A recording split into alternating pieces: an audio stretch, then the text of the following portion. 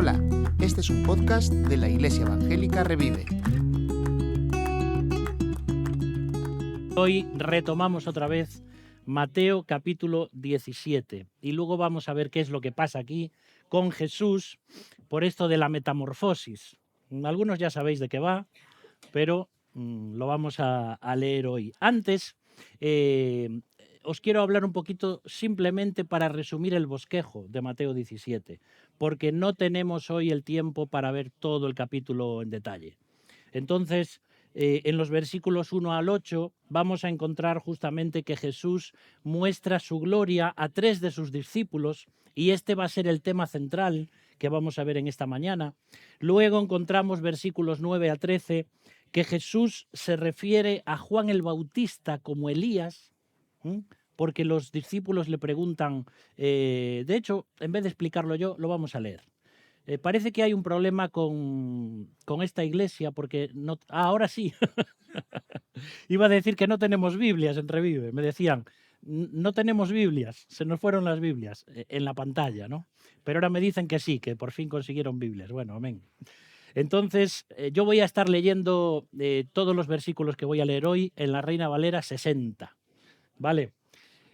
Siempre intento leer diferentes versiones. Hoy vamos a volver a la versión clásica. Entonces vamos a leer los versículos del 9 al 13, ¿sí? Donde Jesús se refiere a Juan el Bautista como Elías. Los primeros versículos, como decía, los vamos a dejar para meditar después. Y dice ahí, versículo 9, cuando descendieron del monte, Jesús les mandó diciendo, no digáis a nadie la visión hasta que el Hijo del Hombre resucite de los muertos. Entonces sus discípulos le preguntaron, diciendo, ¿por qué pues dicen los escribas que es necesario que Elías venga primero? Respondiendo Jesús les dijo, a la verdad, Elías viene primero y restaurará todas las cosas. Mas os digo que Elías ya vino y no le conocieron, sino que hicieron con él todo lo que quisieron. Así también el Hijo del Hombre padecerá de ellos.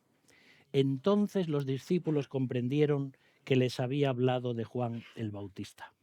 Otras veces hemos dicho por qué a Juan el Bautista se le llamaba Elías, y era un poquito porque era parecido a él tanto en su vestimenta como también en su forma de vivir, más solitario en el desierto, comiendo comida vegana, etcétera, etcétera. De ahí que Jesús le está diciendo, no, es que Juan el Bautista, aquel Elías que había de venir, mi precursor, mi primo además en la carne, ya vino. Y sin embargo, fijaos cómo terminó. Le cortaron la cabeza. Ahora en los versículos 14 al 21, Jesús expulsa a un demonio de un muchacho. Y vamos a leerlo también, versículo 14. Cuando llegaron al gentío, vino a él un hombre que se arrodilló delante de él, diciendo, Señor, ten misericordia de mi hijo que es lunático y padece muchísimo, porque muchas veces cae en el fuego y muchas en el agua. Y lo he traído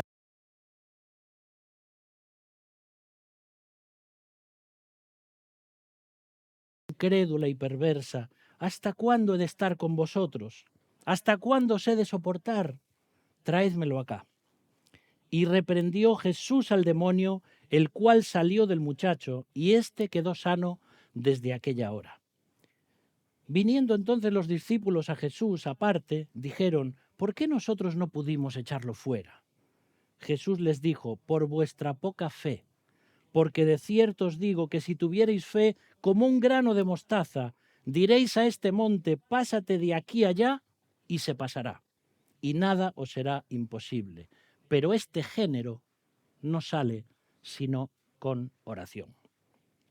Tal vez algunos encontráis ahí oración y ayuno, pero eso parece ser que fue un añadido de los masoretas, de aquellos que copiaban la ley, la palabra de Dios, y realmente en los mejores manuscritos no aparece ese añadido y ayuno.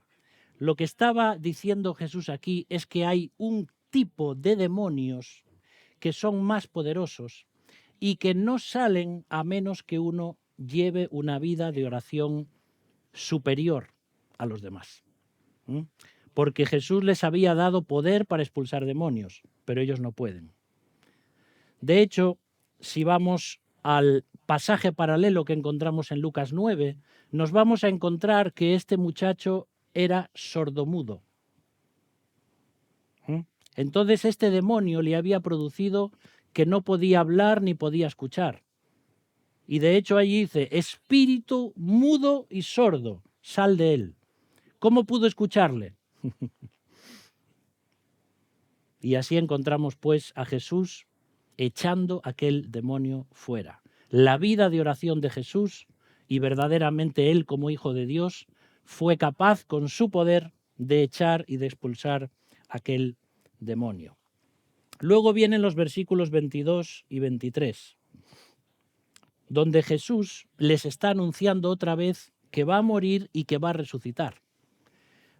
Dice ahí, versículo 22, estando ellos en Galilea, Jesús les dijo, el Hijo del Hombre será entregado en manos de hombres y le matarán, mas al tercer día resucitará. Y ellos se entristecieron en gran manera. ¿Por qué se entristecieron? Porque no comprendían eso de que y resucitará al tercer día. Ellos pensaban, cuando llegue el momento en la resurrección, al final, pues entonces resucitaré. Pero ellos estaban pensando que el maestro se iba a morir. No comprendían absolutamente nada de esta carta que el Señor y Dios tenían bajo su manga en cuanto a su muerte, en cuanto a su resurrección, en cuanto a la victoria sobre el mal, sobre las huestes espirituales de maldad. Y luego termina el capítulo mostrándonos también que Jesús pagaba impuestos. ¿Sí? Podía decir, bueno, yo soy Dios, no tengo que pagar nada, yo soy superior a todos, pero él paga impuestos. Mira el versículo 24. Cuando llegaron a Capernaum, vinieron a Pedro los que cobraban las 2 dracmas y le dijeron, ¿vuestro maestro no paga las 2 dracmas? Él dijo, sí. Y al entrar él en casa, Jesús le habló primero, diciendo, ¿qué te parece, Simón? ¿Los reyes de la tierra de quiénes cobran los tributos o los impuestos? ¿De sus hijos o de los extraños? Pedro le respondió, de los extraños. Jesús le dijo, luego los hijos están exentos. Sin embargo, para no ofenderles, ve al mar y echa el anzuelo, y el primer pez que saques, tómalo, y al abrirle la boca hallarás un estatero. Tómalo y dáselo por ti, o por mí y por ti. Aquí ya, solo con este último versículo, ya nos daría para un mensaje. Porque, ¿cuántos peces habría en aquel momento allí? Y justo cuando Pedro echa la caña para pescar, justo va a venir el pez que tenía en su boca un estatero, es decir, una moneda que equivalía a las 2 dracmas. Y si le damos para atrás a todo este tema, diríamos, ¿y cómo llegó esa moneda a la boca del pez? Yo no creo que fue que Pedro lo pescó y cuando lo pescó Dios hizo así para ponerle una moneda en la boca. Yo creo que ese pez ya llevaba la moneda en la boca. Seguramente un pez que fue a por algo brillante y ahí se le quedó la moneda, y justo en todo eso que nosotros no podemos controlar y que no podemos explicar está la soberanía y el poder de Dios. Solo con este milagro ya estamos viendo que Jesús es Dios, porque ¿quién hace algo así? Este no es un truco de magia, esto es el poder de Dios. ¿Tú imaginas si Jesús, si tú fueses Pedro y Jesús te dijera algo así? Mira, vas ahí al muelle, coges la caña, la echas y el primer... Y dirías, ¿cómo va a ser eso? Bueno, pues así sucedió. Y esto nos muestra que debemos pagar los impuestos. ¿De acuerdo? Pero es otro tema. Entonces, ahora lo que vamos a hacer es irnos a los primeros versículos del capítulo 17. Y le he puesto por título La metamorfosis de Jesús. Supongo que escucháis bien igual aunque esté funcionando el aire, ¿no? Vale, muy bien. Así parece que estamos yendo en un vuelo charter ahí en un avión. Bien, la metamorfosis de Jesús. ¿Por qué le puse ese título? La primera vez que escuché sobre la metamorfosis fue cuando era un niño en el colegio. Y entonces nos explicaron la transformación que sufre un renacuajo cuando se convierte en rana. Oh, lo sabéis, ¿eh? No es nada nuevo, ¿verdad? Y más adelante aprendí también sobre la metamorfosis que sufre una oruga para convertirse en mariposa. ¿Mm? ¿Hay más animales que sufren metamorfosis? Sí, muchísimos más. Lo que pasa es que siempre se ponen estos dos como ejemplo, porque lo de la mariposa es muy bonito, ¿no? Pero la metamorfosis que experimentó Jesús en un momento de su vida fue muy diferente a la de los animales, porque no tuvo que ver con la evolución a un nuevo estado, sino con mostrar algo de su interior que ya tenía, pero que no se veía. ¿Sí?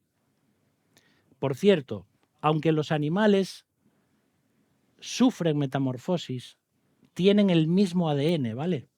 No se transforman en una nueva especie. No hay una evolución ahí en el sentido darwiniano, ¿sí? Porque la oruga y la mariposa tienen el mismo código genético. Simplemente que tienen a veces dos códigos genéticos diferentes en el mismo ser, en el mismo insecto en este caso, y se produce eso, pero es el mismo ADN. Y aquí lo que estamos viendo en lo que va a experimentar Jesús de una forma a propósito, es decir, de una forma que quería mostrárselo a sus discípulos, es cómo él tenía algo dentro que ya tenía, que ya llevaba, pero que estaba opacada por su humanidad. ¿Mm? Bien. Encontramos en el versículo 1 una metamorfosis inesperada. Jesús se lleva a 3 de sus más íntimos discípulos para que contemplen algo que va a marcar sus vidas para siempre. Porque estos 3 discípulos se van a convertir más adelante en 3 de los pilares más importantes de la iglesia primitiva. ¿Vale? Pedro, Jacobo o Santiago y Juan. No sabemos exactamente cuál fue el monte al que fueron. Fue un monte alto, dice ahí. Algunos dicen que fue el monte Tabor, otros dicen que fue el monte que está más al norte de Israel, que es el monte Hermón, que es un monte donde hay nieve todo el año, porque está muy elevado. Y de hecho algunos dicen que fue en ese monte porque en Génesis capítulo 6, cuando los ángeles caídos bajan a la tierra y tienen relaciones sexuales con las mujeres humanas para destruir la línea mesiánica de la que habría de venir Cristo, vaya tema, parece ser que descienden en el monte Hermón. Entonces, a propósito, Jesús los lleva a ese monte para decir, el único Dios verdadero soy yo. Pero ese es otro tema. Ahí están, no sabemos en qué monte, pero es un monte alto.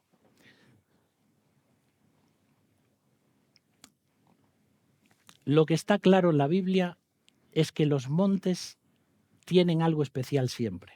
Son lugares donde Dios se manifiesta de una forma especial con su pueblo. Algunos dicen también que el huerto del Edén estaba en un monte, que era un lugar elevado. Y entonces es por eso que siempre los humanos buscan lugares elevados para adorar a Dios o adorar a sus dioses. Es como que lo más cerca que puedo estar de las divinidades es en un monte, lo más alto posible. Y es por eso el hecho de los lugares altos, donde los pueblos paganos también adoraban a sus dioses y cometían toda una serie de pecados, etcétera, etcétera. Pero los montes en la Biblia es un tema interesante para estudiar. ¿Qué pasó en el monte Moriah? Dios lleva allí a Abraham para que sacrificase ¿a quién? A Isaac, que al final, gracias a Dios, no lo sacrificó. Porque alguien iba a sustituir a Isaac. Y no fue solamente el carnero, sino más adelante el Cordero de Dios que quita el pecado del mundo. También el templo de Salomón luego se va a levantar en el monte Moriah. En el monte Moriah es el monte del templo que está hoy en Jerusalén, donde tenemos ahí toda esa mezquita, la cúpula de la roca, etcétera, etcétera, y que ahí se va a levantar el tercer templo. Todo eso es el monte Moriah, muy importante en la Biblia. En el monte Sinaí, ¿qué sucedió? Moisés estuvo allí en ese monte 40 días y 40 noches en 2 ocasiones diferentes. 40 días y 40 noches. También en la presencia de Dios. En el monte Carmelo, Elías y los profetas de Baal, ¿os acordáis? En el monte de las bienaventuranzas, en Galilea, encontramos a Jesús dando ese sermón del monte, sermón de la montaña tan importante. En el monte de los olivos, ¿cuántas veces Jesús, sus discípulos, luego el Getsemaní, el monte Calvario? Bueno, es un tema interesante para estudiar, pero ahí encontramos esa metamorfosis inesperada, donde Jesús le dice a esos 3 íntimos discípulos: venid conmigo que hoy vais a ver algo alucinante. También encontramos en este versículo 2 una metamorfosis inigualable, porque dice ahí, se transfiguró.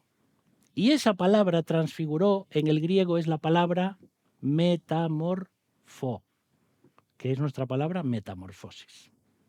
Es decir, por eso le llamo a esta predicación la metamorfosis de Jesús, no para hablar de cosas animales, sino para hablar de algo que experimentó su cuerpo, que nos está mostrando la verdadera gloria que Dios tenía dentro. Meta es un prefijo que significa cambio, un cambio, y morfé es la forma. Entonces está hablando de esa transformación interna que se muestra exteriormente. Ahora, esto que Jesús mostró, ningún maestro lo pudo enseñar a sus discípulos. ¿Lo habéis pensado? Ni Buda, ni Confucio, ni Mahoma, ni el Papa, ni ningún otro. Nadie puede hacer una transfiguración porque nadie es Dios. No vemos solamente a Jesús como un gran maestro, no es uno más entre tantos de esta humanidad. Es Dios porque está mostrando su gloria y nadie más puede hacer algo así.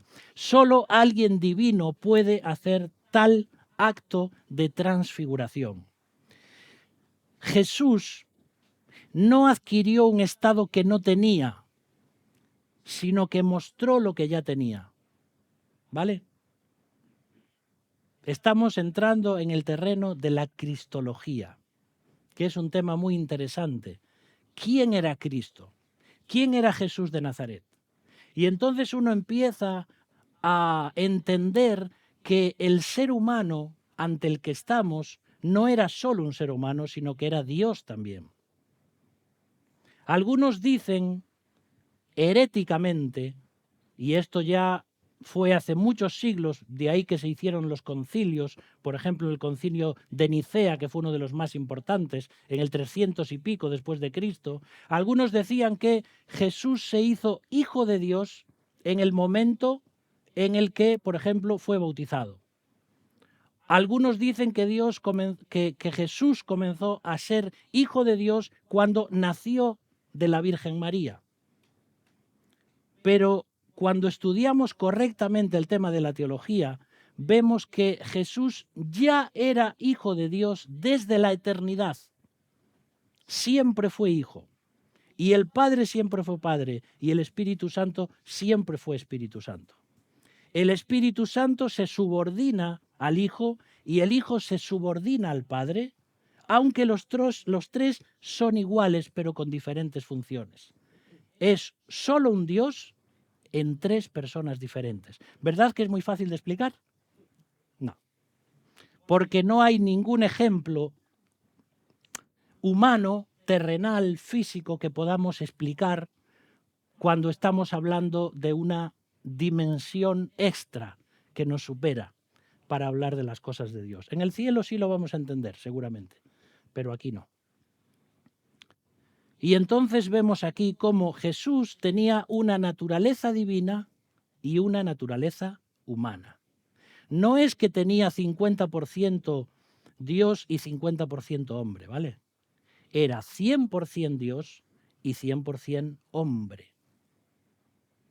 Por eso, cuando leemos los evangelios, te vas a encontrar que a veces Jesús muestra su omnisciencia, por ejemplo, y dice Jesús conocía lo que había en el corazón de los seres humanos, y otras veces no usa ese atributo de omnisciencia y tiene que orar a Dios, por ejemplo, para saber a quiénes elegir como discípulos. Entonces, siempre en la vida de Jesús te vas a encontrar con esas dos facetas de su naturaleza. A veces muestra que es Dios caminando sobre el mar y a veces muestra que es humano porque tiene sed y alguien le tiene que dar de beber. ¿Sí? Entonces ahí encontramos esta realidad y esta verdad de Jesús de Nazaret, aunque no podemos comprenderlo en toda su dimensión. La naturaleza divina de Jesús estaba opacada y oculta por su humanidad. Las personas veían a Jesús y decían, sí, este es Jesús, el hijo de José y de María. Lo conocemos todos aquí en el pueblo. Y sus hermanos y sus hermanas. Lo veías y exteriormente era un ser humano como nosotros. Pero no era solamente eso. Era Dios hecho carne. Entonces la transfiguración fue un acto de despojarse de su vestimenta humana, por decirlo así, y dejar que brillase su naturaleza divina.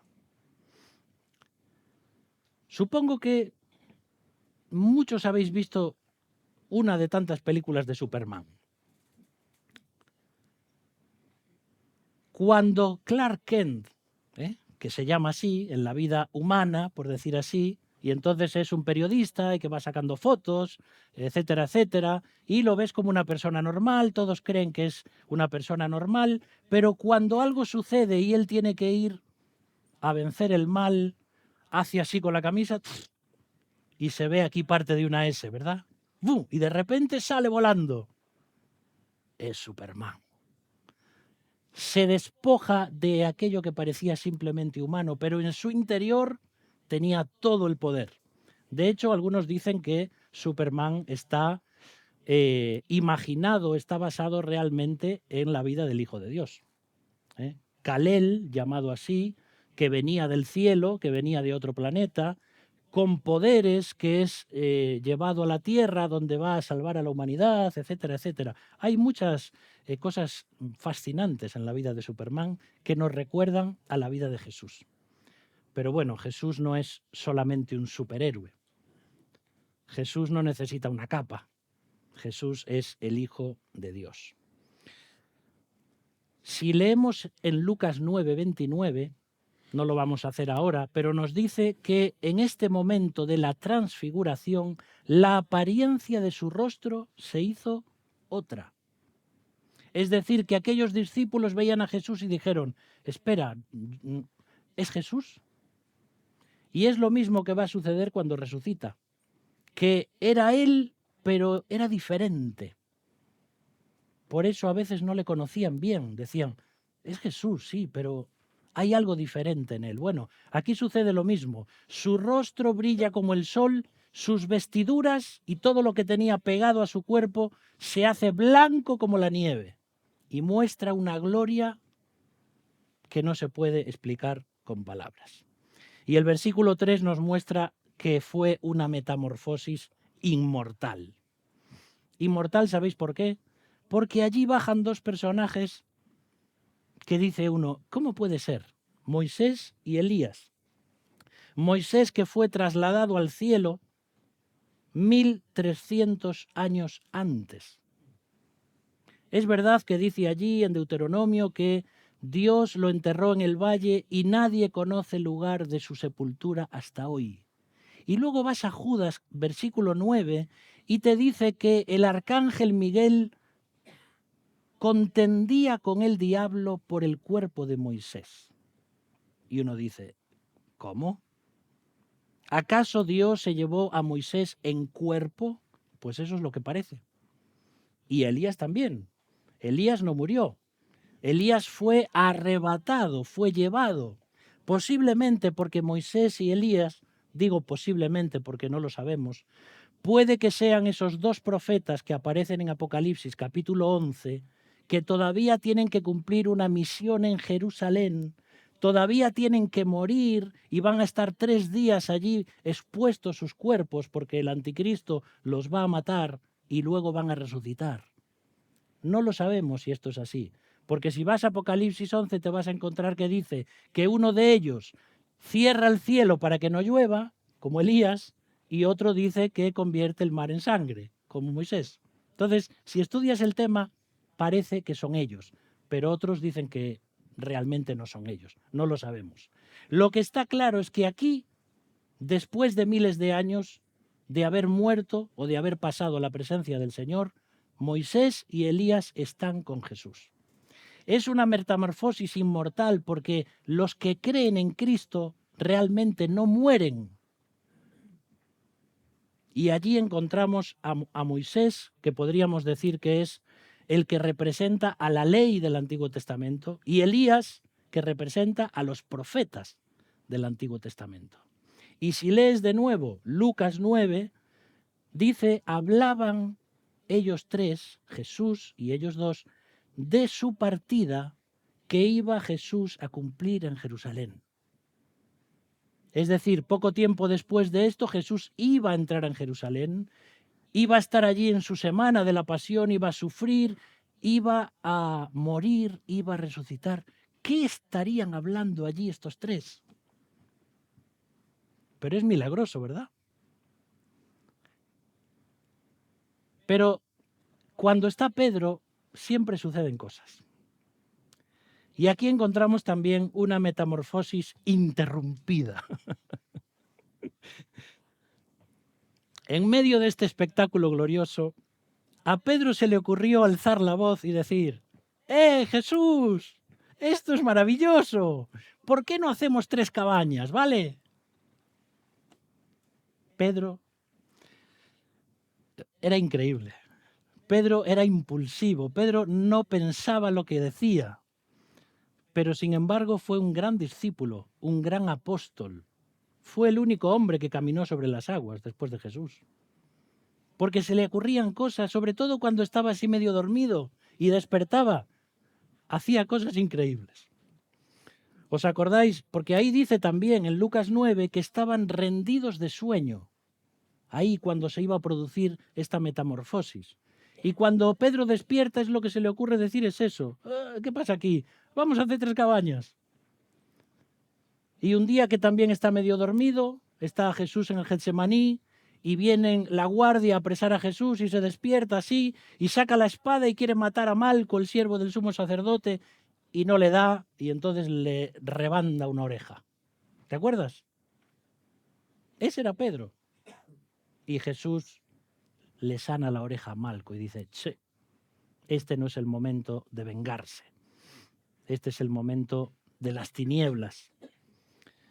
Y una vez cuando están en medio de una tempestad y entonces dicen, hay un fantasma allí, no, parece que es Jesús. Y entonces Jesús dice, sí, soy yo. ¿Y Pedro qué hace?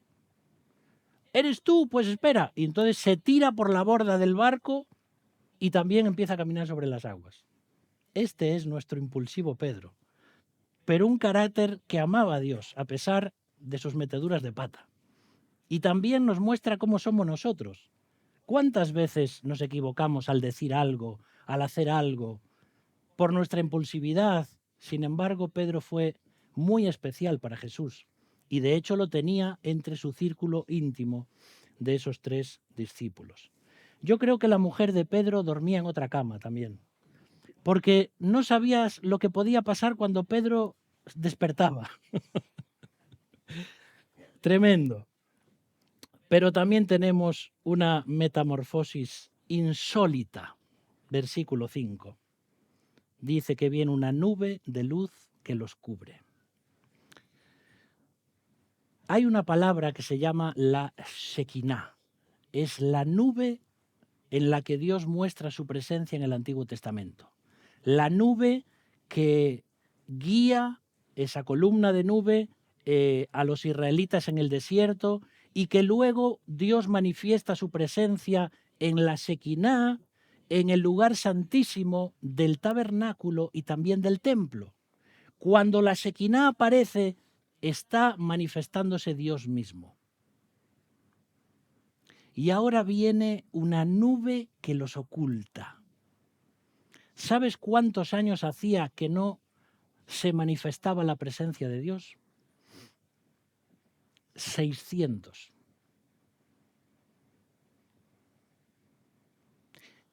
Antes de que en el año 587 a.C. llegasen los babilonios para destruir el templo de Salomón, lo puedes leer en Ezequiel capítulo 10, la nube de la Shekinah de Dios se va del templo, porque su pueblo se había convertido en un pueblo idólatra y desobediente. Y por eso viene el exilio, y por eso vienen a conquistarlos. Y Dios dice, aquí ya no tengo nada para hacer, me voy. Qué triste. Y ya no hubo más Shekinah de Dios, ni en el templo de Zorobabel, ni en el templo de Herodes, que luego es para reconstruir ese segundo templo de Zorobabel. No vuelve a aparecer la Shekinah de Dios. Dios ya no habla, ya no hay transmisión profética al pueblo. 600 años. Y en este momento, en el monte de la Transfiguración, de nuevo se ve una nube luminosa donde Dios está diciendo, este es el lugar santísimo.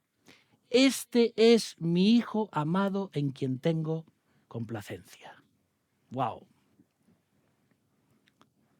Y 3 veces dice eso Dios acerca de su Hijo. En el bautismo de Jesús, en el monte de la Transfiguración y también antes de su pasión en Jerusalén. Versículo 6. Una metamorfosis inquietante. La santidad de aquel momento, imagínate, la gloria de Jesús, Moisés y Elías, la nube y la voz del Padre hablando hizo que estos discípulos cayesen postrados y temblando, llenos de miedo. Siempre que hay en la Biblia una aparición divina o un ángel, los seres humanos siempre tienen miedo, porque no estamos acostumbrados a una manifestación tal como esa. Y siempre se postran o tienen miedo o alguien les tiene que decir, no te preocupes. Puedes verlo en cada manifestación angélica o cada vez que Dios manifiesta su presencia. Versículo 7, una metamorfosis intensa, tan intensa que ahí se quedan. Primero, Pedro, que no sabe lo que hace, empieza a dar alaridos allí, pero luego caen postrados y cubren sus rostros al escuchar la voz del Padre. Eso tuvo que ser increíble. Eso los marcó para siempre. Y Jesús se tuvo que acercar allí y tuvo que tocarlos y tuvo que hablarles y decirles, hey, tranquilos, no tengáis miedo. Y termina ese versículo 8, dice que ellos, alzando los ojos, a nadie vieron sino a Jesús solo. Una metamorfosis indeleble. ¿Tú crees que si hubieras vivido algo así, lo hubieras podido olvidar? Alguien que estás siguiendo, es tu maestro, es tu rabino, estás viendo milagros, estás viendo que hace cosas, pero eso es extraterrestre, eso es sobrenatural, eso nadie lo puede hacer. Jesús iluminado de luz, mostrando su gloria. Uf. De hecho, ellos no lo olvidan más. La nube, la gloria, los siervos de Dios. ¿Sabes qué? Todo eso también pasa, pero Jesús queda. Se fue la gloria, se fue la experiencia, se fueron Moisés y Elías, pero Jesús dice ahí, Jesús estaba allí con ellos. Nunca pongas tu fe en las experiencias espirituales, en tus logros ministeriales, en pastores humanos, porque todo eso, antes o después, se va. Pon tus ojos y tu fe en Cristo, pues Él siempre queda y nunca te va a defraudar. Y es por eso que luego, años más tarde, los discípulos van a dejar esta historia, esta vivencia escrita en sus relatos. Si vas, por ejemplo, a Juan 1:14, Juan fue uno de los que estuvieron allí, y dice, y aquel verbo fue hecho carne y habitó entre nosotros. Y dice, y vimos su gloria, gloria como del unigénito del Padre, lleno de gracia y de verdad. Nunca se pudo olvidar Juan de aquel momento de la transfiguración. Y Pedro tampoco, porque vas a 2 de Pedro 1:17 y dice, pues cuando él, Cristo, recibió de Dios Padre honra y gloria, le fue enviada desde la magnífica gloria una voz que decía, este es mi Hijo amado en el cual tengo complacencia. Y nosotros oímos esta voz enviada del cielo cuando estábamos con él en el Monte Santo. ¿Te das cuenta?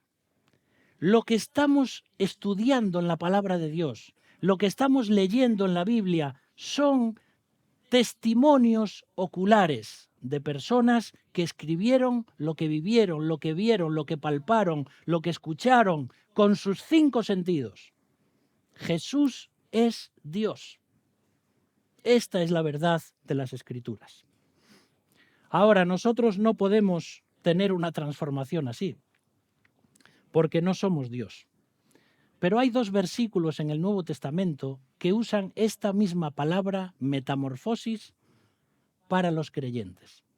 Una la encontramos en Romanos 12:2, que dice, no os conforméis. Fíjate además que está hablando de la forma, ¿eh? No toméis el molde, no os amoldéis a este mundo, sino transformaos, metamorfosis, por medio de la renovación de vuestro entendimiento, para que comprobéis cuál sea la buena voluntad de Dios, agradable y perfecta. Es decir, que yo tengo que pensar diferente a cómo piensa el mundo. El mundo me dice, haz así, así, aquello y lo otro, y todos hacemos esto, y Dios me dice, no, no tomes la forma de este mundo, no seas como los demás, usa tu cerebro, porque tienes la mente de Cristo. Y con la mente de Cristo tú puedes hacer una transformación. Y nuestra conducta y nuestro comportamiento tienen que ser diferentes. Y otro versículo donde encontramos esta palabra es en 2 Corintios 3:18, donde el apóstol Pablo dice, por tanto, nosotros todos, mirando a cara descubierta como en un espejo la gloria del Señor, somos transformados. Metamorfosis. Transformados de gloria en la misma imagen como por el Espíritu del Señor. Es decir, que el creyente estamos en un proceso de santificación. Y a medida que yo leo la Biblia, me estoy metamorfoseando. A medida que yo oro y estoy en la presencia de Dios, estoy produciendo, o Dios está produciendo en mí, una metamorfosis.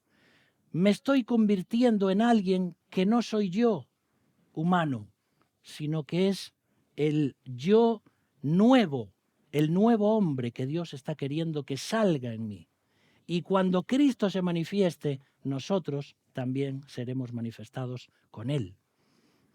Está creciendo en ti una especie de crisálida espiritual, para que ya no vivamos como orugas, sino que vivamos como mariposas.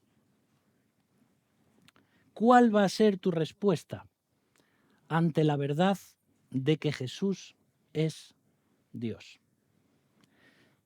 Toda la vida de Jesús es milagrosa, toda.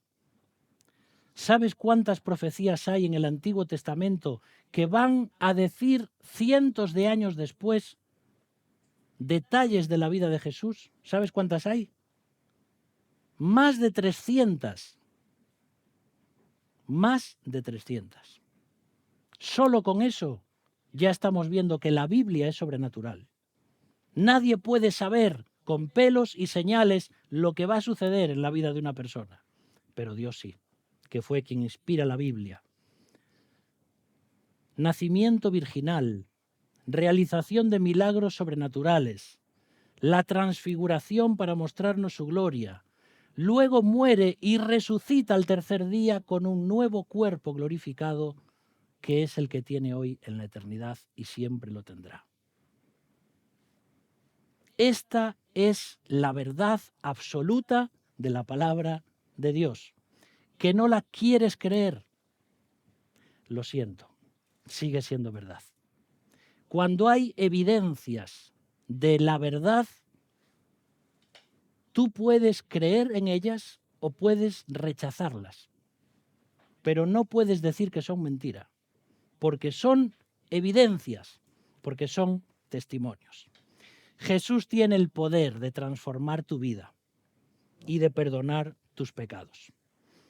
¿Qué prefieres, vivir como una oruga o volar como una mariposa?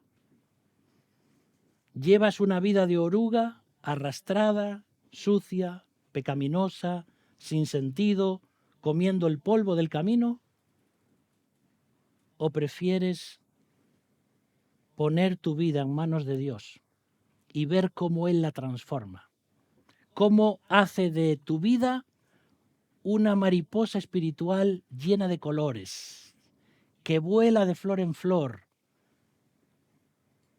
alimentándose del néctar de las flores. No hay comparación. Y la decisión está en mí. De ahí que la transfiguración de Jesús, la metamorfosis de Jesús, que está escrita y que está atestiguada por estas personas que le vieron, es verdad. Y esto tiene que transformar nuestras vidas. Esto nos ayuda a tener más fe en aquel en quien creemos, porque Jesús es Dios. Todo lo que dijo se cumplió, todo lo que hizo es milagroso, todas sus promesas son en Él sí y amén, como dice el apóstol. Y Jesús dice que va a volver a buscarnos, que está preparando un hogar para nosotros, que vamos a vivir toda la eternidad con Él en su presencia. Y lo va a cumplir. ¿Estás preparado? ¿Quieres comenzar un nuevo año 2025 volando, experimentando las grandezas de ser un cristiano por la gracia y la misericordia de Dios? La decisión queda en tus manos. Padre, en esta mañana, Señor, queremos darte gracias. Gracias porque eres real. Gracias porque de tal manera nos has amado que has enviado a tu Hijo unigénito, para que así, creyendo en Él, tengamos vida eterna y no nos perdamos. Gracias, Señor, por esta manifestación en aquel monte donde tu Hijo mostró que era Dios, donde los discípulos quedaron extasiados contemplando la gloria de alguien que era más que un hombre. Gracias por Jesús. Gracias porque lo hemos celebrado en esta mañana, porque estamos recordando la muerte, la sangre derramada de Cristo, pero también anunciando su pronta venida. Ayúdanos, Señor, a vivir de una forma diferente. No queremos ser creyentes que vivimos como orugas. Queremos ser creyentes que los demás miren y contemplen y digan: qué bonita persona, qué testimonio el de esta mujer, el de este hombre, qué colores, qué gloria, yo también quiero vivir así. Que podamos contagiar a otros, pero toda la gloria, Señor, es para ti. Gracias por tu palabra y que haya personas también que, escuchando tu palabra en esta mañana, puedan también recibirte en su corazón como su Salvador. Oramos en el nombre de Jesús. Amén. Gracias por escuchar este podcast. Si quieres contactar con nosotros, escríbenos a iglesiaevangelicarevive@gmail.com. Puedes encontrarnos en Facebook, Instagram y YouTube.